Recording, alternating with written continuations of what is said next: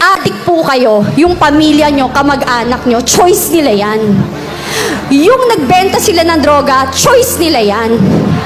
Yung naging drug lords and drug dealers sila, choice din nila yan. Pero yung mga naging biktima ng mga yan, ng drug dealers, ng drug addicts, saka drug pushers, hindi ho nila choice na maging biktima. So please, tigilan nyo kami. If you want, pag-usapan natin ng human rights, mas ipaglaban nyo ang 2 taong ginahasa, 5 taong ginahasa, lolang ginahasa, ang pinatay na mawalang kamalay-malay. Yun ang ipaglaban nyo. Yun ang masakit.